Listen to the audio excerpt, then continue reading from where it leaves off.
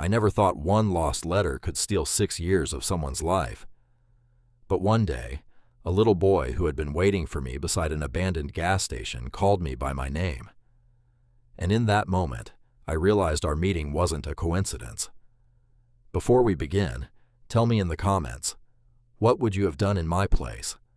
And don't forget to subscribe to the channel and leave a like if you enjoy emotional stories with unforgettable endings. Now, let me tell you my story. My name is Aiden Carter. I'm 30 years old. I'm a lawyer, the kind of guy who still wears a black suit and tie even when the summer heat makes the pavement shimmer. My job isn't bad, but some days it turns into one endless grind.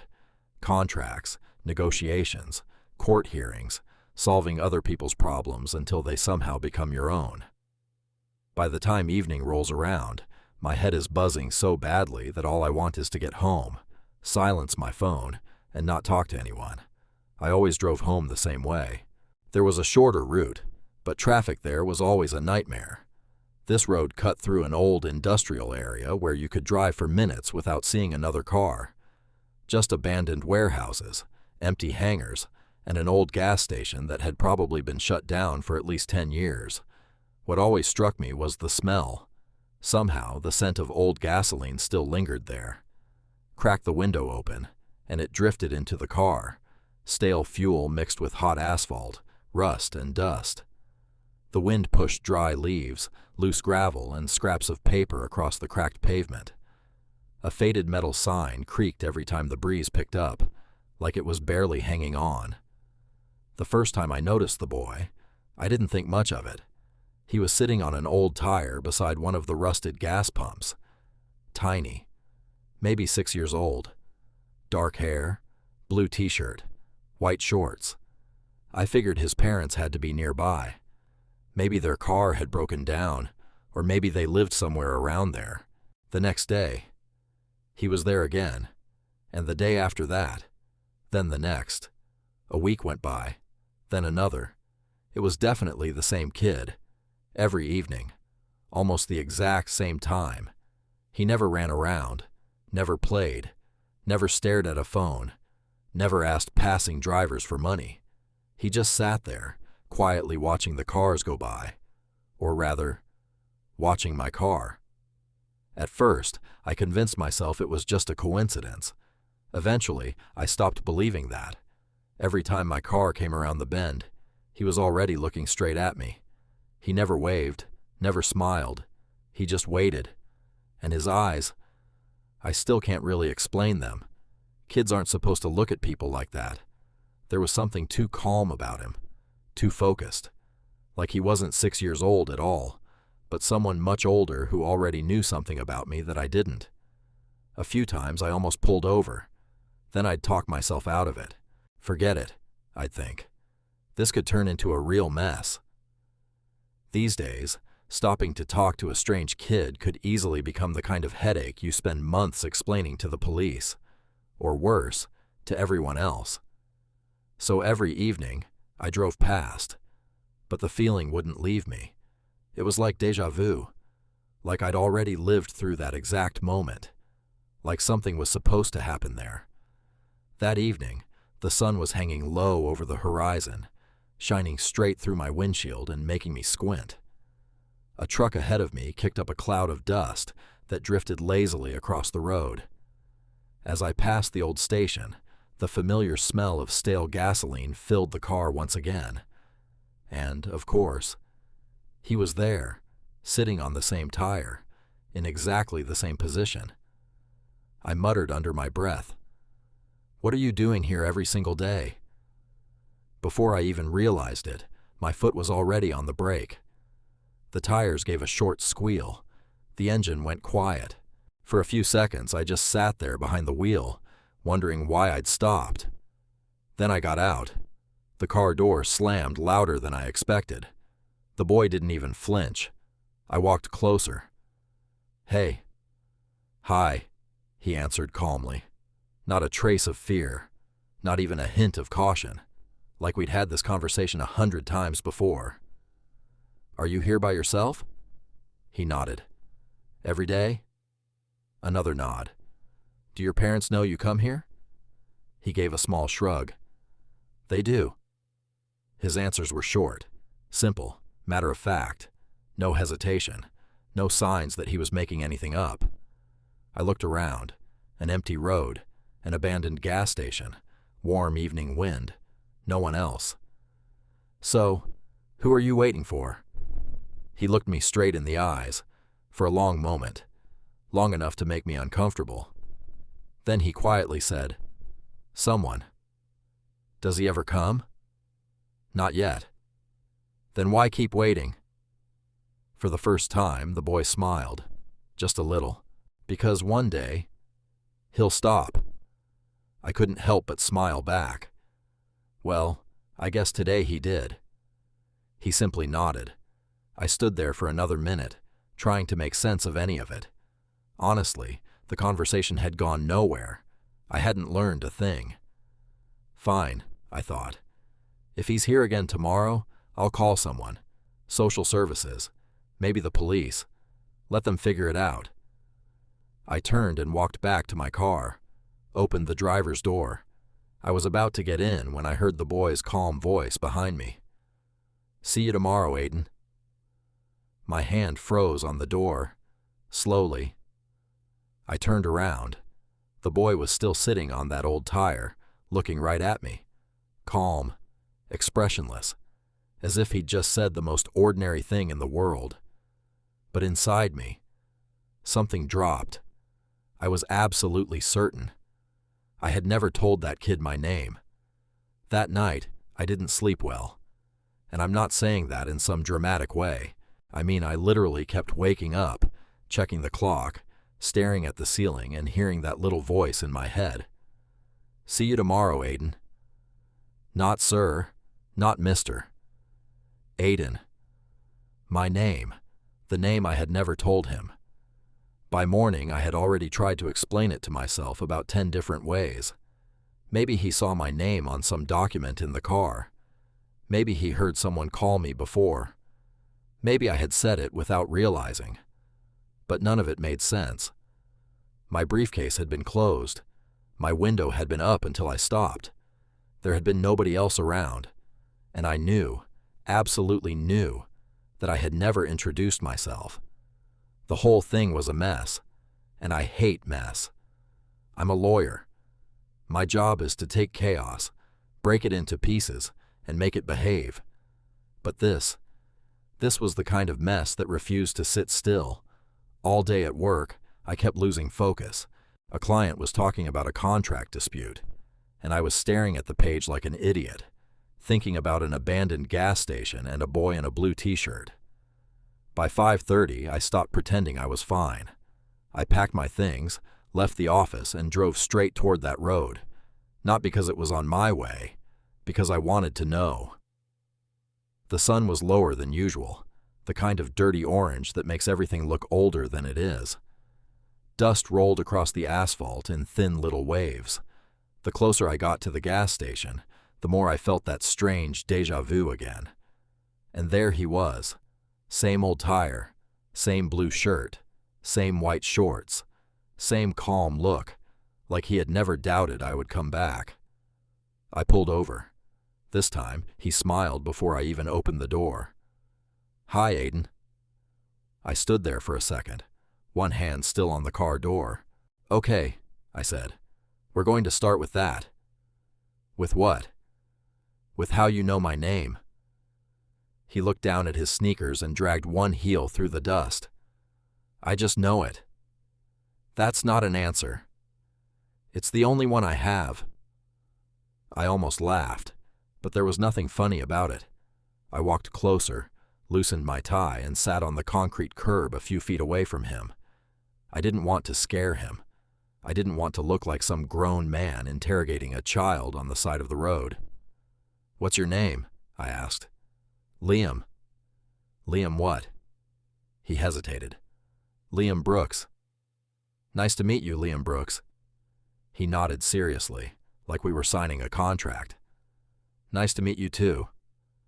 For some reason, that got me. There was something about the way he said it. Too polite, too careful, like he had been taught not to take up too much space. "Do you live around here?" He pointed past the gas station, toward a line of old houses behind the trees. "Down there. The yellow house." "With your parents?" "With my mom." "And your dad?" His face changed. "Not much. Just enough." "I don't have one." I didn't know what to say to that, so for once I shut up. A truck passed behind us, kicking dust into the air. The old gas station sign creaked above our heads. Somewhere inside the broken store building, a loose piece of metal tapped again and again in the wind. "Does your mom know you're here?" I asked. Liam looked away. That was answer enough. "She told you not to come here, didn't she?" He nodded. "She says the road isn't safe." "She's right. She says I can't talk to strangers." "She's right about that too." He glanced at me. "But you're not a stranger." I felt something tighten in my chest. "Liam, you don't know me." He looked straight at me again. Those blue eyes, too familiar, too steady. "I know enough." That sentence should have made me get in my car and leave. Honestly, any normal person would have called someone right there. Police, child services, anybody. But I didn't. I just sat there next to him, trying to figure out why this kid made me feel like I was the one who was late, not lost. Late. For the next few evenings, I kept coming back. At first, I told myself I was only checking on him, making sure he wasn't sitting alone by the road until dark. That sounded responsible, reasonable, clean. But the truth was uglier. I wanted to see him.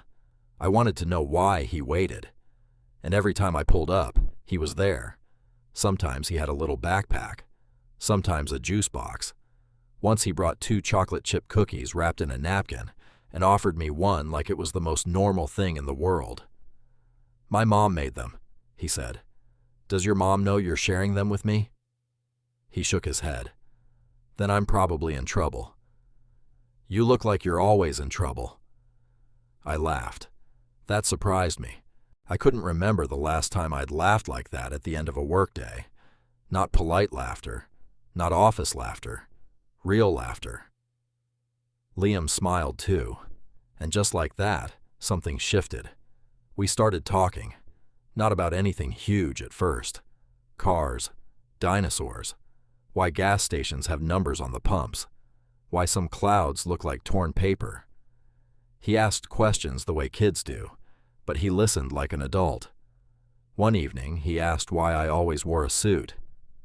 "Because people pay me to argue professionally." He thought about that. "So you fight with words?" "Pretty much." "Are you good at it?" "I try to be." "My mom says people who talk too much are usually hiding something." I looked at him. "Your mom sounds smart." "She is." Then his smile faded. "But she gets scared a lot." That stayed with me. The next day, I saw her for the first time. I had just handed Liam a bottle of water from my car because the heat was brutal, and he was telling me some long story about a stray cat near their house. I was half listening, half watching the sunset burn across the windshield. Then he stopped talking. His face went still. I turned. A woman was standing across the road. She couldn't have been much older than me. Maybe 29, maybe 31. Long brown hair pulled back messily. A pale green dress. One hand pressed tight against her chest, like she'd run there and forgotten how to breathe. Her eyes weren't on Liam. They were on me. And the look on her face. It wasn't simple anger. It wasn't even surprise. It was fear. Pure, sharp fear. "Liam," she said. Her voice was quiet, but it cut through the air. Liam stood up immediately. "Mom, come here." He didn't move. That made her panic even more. "Liam, now." I stood up slowly and raised both hands a little, trying to show I wasn't some threat. "Ma'am, I'm sorry. I didn't mean to." "Don't," she said. One word, flat, hard. I stopped. She crossed the road quickly, grabbed Liam by the wrist, then seemed to catch herself and softened her grip. Her eyes flicked over my face, my suit, my car, my tie, like she was putting pieces together, like she already knew the picture and hated that it was real. "You can't be here," she said to Liam, but she was still looking at me. "I was just talking to him." "I told you not to talk to people on this road." "He's not people." Her face went pale. I don't mean slightly uncomfortable. I mean the color drained from her like someone had opened a valve. "Liam," she whispered, "stop." That was when I started to really feel it. Not curiosity anymore. Not confusion. Something was wrong here. This wasn't just a worried mother catching her kid near a road. This wasn't about safety. There was something else under it. Something old. Something she had tried to bury. And now I had stepped right on top of it without knowing. I cleared my throat. "I'm Aiden Carter." The second I said my name, her reaction told me everything and nothing at the same time. She froze. Her fingers tightened around Liam's wrist. For half a second, she looked like she might actually run. Then she swallowed hard. "I know who you are." The words hit me harder than I expected. Liam looked up at her. "You said he would come." She turned to him so fast it almost scared me. "I said get in the house." "But Mom, now." The boy lowered his head, and there it was again. That quiet, careful way he made himself smaller. He glanced back at me once before she led him away. Not waving, not smiling, just looking, like he was trying to tell me not to leave. I stood beside my car while they walked toward the trees and disappeared behind the gas station. The wind moved through the old pumps. The sign creaked above me. A scrap of paper rolled across the road and stuck against my shoe. I should have gotten in my car. I should have driven home. Instead, I stayed there, staring at the place where they had vanished. Because one thing was now painfully clear. Liam hadn't found me by accident. Emily hadn't been surprised to see a stranger. She had been terrified to see me. And whatever this was, it was just starting to crawl out of the dark. After that evening, I should have stayed away. That would have been the smart thing to do. Emily clearly didn't want me anywhere near her son. She looked at me like I was the last person on earth she ever wanted to see again. But the problem was, I couldn't stop thinking about Liam. Every morning I'd tell myself, "You're done with this. Let it go." Every evening, I'd find myself driving toward that old gas station anyway. At some point, I stopped pretending it was an accident. I was choosing that road. I was choosing to see him. Liam was always there, sometimes sitting on the tire, sometimes drawing little roads in the dirt with a stick, sometimes lying on his back, staring at the clouds until he heard my car. Then he'd sit up immediately, like he'd been expecting only one person. Me. We started spending longer together. 20 minutes became 40. 40 became an hour.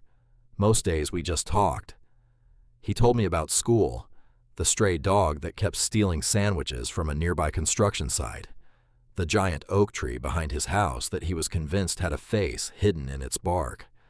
Kids usually jump from one topic to another every 10 seconds.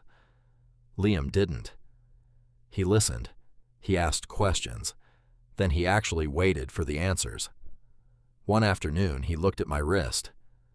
"You always fix your sleeve before you get nervous." I laughed. "Do I?" He nodded. "You've done it 3 times today." Without thinking, I looked down. My fingers were already pulling the cuff of my jacket into place. I froze. He was right. I'd been doing that for years. Courtroom, meetings, interviews. Whenever I felt pressure, I straightened my sleeve. I had never noticed it until a 6-year-old pointed it out. The next day, he did exactly the same thing. He got excited telling me about something, suddenly stopped, reached down and tugged at the sleeve of his little blue t-shirt with almost the exact same movement. Same hand, same motion, same tiny pause afterward. I stared at him. Liam. What? Who taught you to do that? He looked confused. Do what? The sleeve. He glanced down. Oh? I don't know. I just do it. Something about that answer stayed with me. Over the next week, I couldn't unsee it. The similarities kept piling up. The same dark hair, the same bright blue eyes, even the way one eyebrow lifted slightly higher whenever he was confused. His smile. That bothered me the most, not because it was identical, because it was close enough to make me uncomfortable. I'd caught my own reflection in courtroom windows thousands of times. I'd seen old family photos. I knew my own face. Every time Liam smiled, it felt like I was looking at a childhood version of someone I already knew. It started messing with my head. One night I stood in front of my bathroom mirror for nearly 10 minutes. Then I opened an old photo album my mother had mailed me years ago. There was a picture of me when I was 6. I stared at it, then at myself, then back at the photo. No, I muttered. This is ridiculous. Kids look alike. Blue eyes weren't exactly rare. Dark hair wasn't some miracle. My brain was connecting dots that didn't belong together. It had to be. Otherwise, no, I wasn't even going there. A few days later, Liam surprised me again. You still keep your old baseball glove. I blinked. What? The brown one. My stomach tightened. It's in the box in your closet. I felt every muscle in my body lock. What did you just say? The baseball glove. How do you know I have one? You do. Liam. My voice came out much sharper than I intended. Have you ever been inside my apartment? He looked horrified. No. Has your mom? No. Has anybody told you that? He slowly shook his head. No. Then how do you know? He shrugged. I just thought you still had it. I stared at him. That glove. Nobody knew about it. Not my coworkers, not my neighbors, not even most of my friends. It had been sitting in a storage box since college. The conversation died right there. For the first time since we'd met, I couldn't relax around him. Not because I was afraid of him, because I couldn't make any sense of him. Driving home that night, I kept replaying everything. The sleeve, the smile, the glove, his eyes, Emily's panic. It was too much. Either someone was playing the longest, strangest prank in history, or I was missing something so obvious that my own brain refused to see it. The next afternoon, I made up my mind. No more guessing. No more pretending. I needed answers. When I arrived, Liam was sitting on the curb, kicking tiny rocks across the cracked pavement. I sat beside him. Neither of us spoke for a minute. Finally, I said, Liam. Yeah? I need you to tell me the truth. I always do. How did you know my name? I told you. No. I looked him straight in the eyes. The real answer. He stayed quiet. I could almost see him thinking. Then I asked the question that had been eating at me for days. Why were you waiting for me? His fingers tightened around the little stone he was holding. My mom told me to. I felt my heartbeat stumble. What? She said I should come here. Every day? He nodded. Every day. And wait? Yes. For who? He looked at me like the answer was obvious. For you. I swallowed hard. What exactly did she tell you? Liam took a slow breath. She said, he looked down at the dirt between his sneakers, that one day a man named Aiden Carter would drive past this gas station. He looked back up at me. And she told me not to miss him. I couldn't say a word. My mouth opened. Nothing came out. Finally, I managed to whisper, Did she tell you why?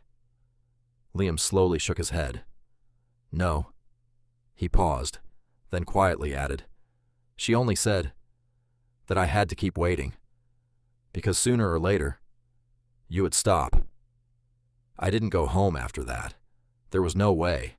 My hands were still gripping the steering wheel. but I wasn't driving anywhere. The engine was running, the air conditioner was blowing cold air into my face, and I couldn't seem to move. My mom told me to wait for you. The sentence kept replaying in my head, again, again, again. Nothing made sense anymore. Or maybe everything did.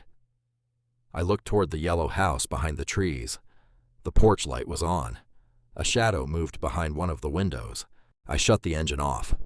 If this whole thing was some kind of prank, I wanted it to end. If it wasn't, I wasn't sure I wanted the answer. I walked up the narrow path leading to the front door. Every step felt heavier than the last. I knocked. No answer. I knocked again.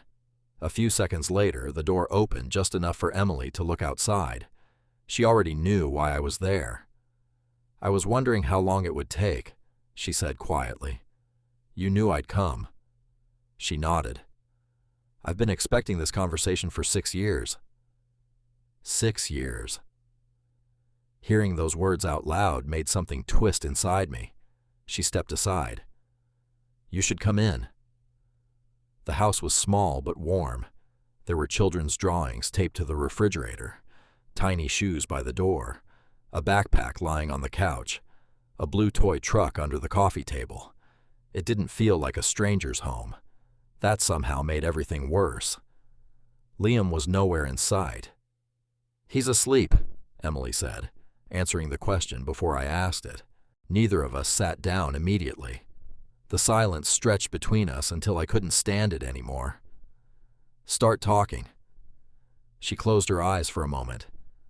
I don't even know where to begin. Try the beginning. She gave a tired smile. You always hated long stories. I don't think either of us gets the short version tonight. She looked down at her hands. You remember Seattle? I stared at her. Of course I remembered. 6 years earlier, a legal conference, a week that somehow turned into almost a month. Coffee shops, late-night walks, rain, laughing over terrible takeout food, talking until sunrise. Emily. I had cared about her, more than I admitted back then. When the offer came from Chicago, I took it. The promotion was everything I'd worked for. She didn't ask me to stay. I didn't ask her to come. Life simply pulled us in different directions. I found out I was pregnant 3 weeks after you left, she said. I felt the room go completely still. No, you. My voice cracked. You never told me. I tried. She stood up, walked to an old cabinet, opened a drawer, and carefully pulled out a worn envelope. It had been opened years ago, folded, refolded. The paper had yellowed around the edges. I wrote to you. She handed it to me. The front had my old address, the apartment I'd rented before moving, an address I hadn't lived at in years. I mailed it. She swallowed. It came back. I looked at the faded postal stamp. Return to sender. Forwarding address unavailable. My stomach dropped. I changed apartments before the forwarding request went through, I whispered. I know. I changed my phone too. I know. I never got this. I know. The room fell silent again. Not angry, not dramatic, just heavy. So why didn't you try again? Emily looked at me with eyes that had clearly carried this question for years. I did. She walked to another drawer and took out an old cell phone. The number had been disconnected. She opened a notebook. I searched for your office. You had changed firms. She laughed once, a tired, broken laugh. I even drove to Chicago once. I looked at her. You what? I waited outside your old building. My chest tightened. They told me you'd already transferred again. Every sentence landed like another brick. I thought... She looked away. I thought maybe life had already moved on for you. It hadn't. I didn't know that. I sank into the nearest chair. Neither of us spoke. Finally, I asked the only thing that mattered. Why now? Emily didn't answer immediately. Instead, she reached into the pocket of her sweater and unfolded a piece of paper. It wasn't a letter. It was a medical report. I recognized enough of the words without reading every line. Biopsy, treatment, oncology. My mouth went dry. When? 3 months ago. I looked up. She wasn't crying. That somehow hurt more. They're trying. She forced a tiny smile. I'm trying too. Another silence. Then she quietly said, but I had to be honest with myself. I couldn't breathe. If something happens to me. She looked toward the hallway where Liam was sleeping. He deserves to know who his father is. I rubbed both hands across my face. So, you sent him to me. She nodded. I showed him your picture. She walked over to a bookshelf and picked up a faded photograph. 6 years old, maybe older. It was me, standing outside my old office, still wearing suits every day, still making that same stupid half smile. I told him your name. She handed me the photo. I told him that every evening, around the same time.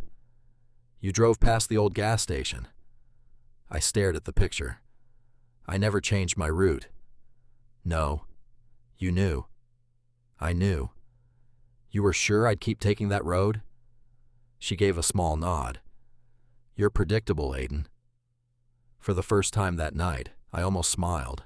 Then the reality came crashing back. So every day, he was waiting for me. Yes. For months. Emily closed her eyes. I couldn't make myself knock on your door. So I let him do what I was too afraid to do. I looked toward the hallway again, toward the room where Liam was sleeping.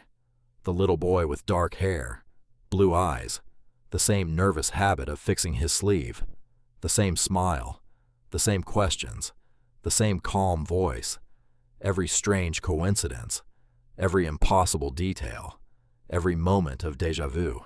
It wasn't a prank. It wasn't a misunderstanding. It wasn't some bizarre coincidence. I wasn't looking at a stranger's child. I had been sitting beside my own son this entire time, and he had been waiting for me. I barely slept that night, not because I didn't want to, because every time I closed my eyes, I saw the same picture, a little boy, sitting on an old tire, watching the road, waiting for a man who didn't even know he existed. The next afternoon, I drove to Emily's house instead of the gas station. Liam was sitting on the front steps with a small toy car in his hands. The second he saw my gray sedan pull into the driveway, he jumped to his feet. For a moment, neither of us moved. I suddenly had no idea how to walk toward my own son. 6 years, 6 birthdays, 6 Christmas mornings, 6 years of scraped knees, school pictures, nightmares, first words, first bike rides. Gone. Not because I walked away, not because Emily lied, not because anyone stopped loving anyone, just because of one stupid letter that never reached me, and a chain of ordinary, ridiculous circumstances. Sometimes life doesn't break because of one huge disaster. Sometimes it falls apart because of a dozen tiny mistakes nobody even notices. I walked over to him. Hey, he smiled. Hi. There was no awkwardness in his voice. Kids have a way of accepting the truth faster than adults ever can. I knelt in front of him. Liam. He looked at me with those same blue eyes. I need to ask you something. Okay. Why did you keep going to the gas station? He looked surprised. Because Mom asked me to. I know. But why every day? He looked down at his sneakers. His foot drew little circles in the dirt. I didn't know which day you'd come. I felt my throat tighten. So, I thought maybe today. He shrugged. And then tomorrow. And then the next day. He smiled a little. I knew one day you'd stop. I couldn't speak. Liam kept talking as if he were explaining something completely ordinary. I went after school. Every day? He nodded. When it rained too? Yeah. When it was really hot? Another nod. I took water. He smiled proudly.